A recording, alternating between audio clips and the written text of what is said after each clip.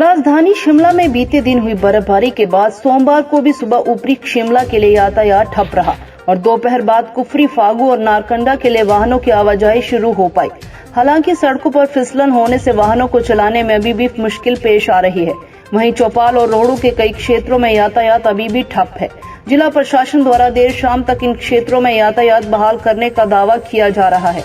शिमला उपायुक्त आदित्य नेगी ने कहा कि बीते 2 दिन से बर्फबारी के चलते शिमला की अधिकतर सड़कें बंद हो गई थी। सड़कों को खोलने के लिए मशीनरी लगाई गई है और शहर में बीते कल ही सड़कों को वाहनों के लिए खोल दिया गया था और आज कुफरी और फागू को नारकंडा में भी यातायात बहाल हो गया है। चौपाल सहित अन्य क्षेत्रों में देर शाम तक सड़कों को बहाल कर दिया जाएगा। सड़कों से बर्फ हटाने के लिए जेसीबी लगाई गई है। उन्होंने कहा कि जिला के ऊपरी क्षेत्रों में बिजली ट्रांसफार्मर भी ठप हो गए थे, उनकी मरम्मत का कार्य भी किया जा रहा है। शिमला में पिछले 2 दिन से काफ़ी बर्फबारी हुई है और अलग अलग एरियाज़ में अलग अलग मात्रा में बर्फबारी हुई है।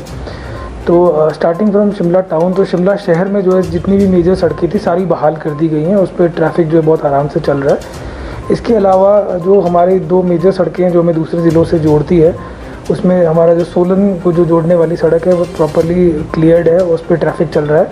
इसके अलावा जो हमारा कांगड़ा को जो सड़क जाती है, जो मंडी बिलासपुर को जाती है, वो सड़क भी जो है कल बहाल कर दी थी। उस पर भी ट्रैफिक जो है बहुत स्मूथली चल रहा है।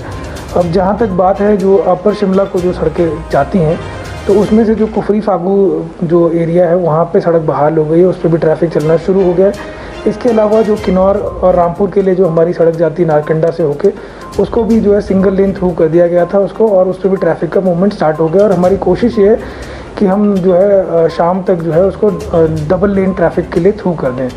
इसके अलावा हमारा जो हमारे 2 सब डिविजन्स हैं, रोहड़ू और चौपाल के लिए जो रोड जाती हैं, उन पे भी जो है काम चला हुआ है और उसमें भी काफ़ी बर्फबारी हुई है, तो उसकी वजह से उसमें थोड़ा सा अभी समय लग रहा है। और हमारी कोशिश है कि शाम तक उन दोनों सड़कों को भी पूरी तरह से जो है बहाल कर दिया जाए। जहाँ तक बिजली की आपूर्ति की बात है, तो शिमला शहर में और शिमला ग्रामीण में कहीं पे भी बिजली की जो है सेवाएं बाधित नहीं हुई हैं, सेवाएं सुचारू रूप से चल रही हैं। इसके अलावा जो है पूरे ज़िले में जहाँ पे भी जो है सेवा बाधित हुई थी वहाँ पे रिस्टोरेशन का काम चला हुआ है। सबसे ज़्यादा सेवाएं जो हमारी बाधित हुई थी वो चौपाल एरिया में हुई थी, तो उसका भी रिस्टोरेशन का जो काम है वो चला हुआ है।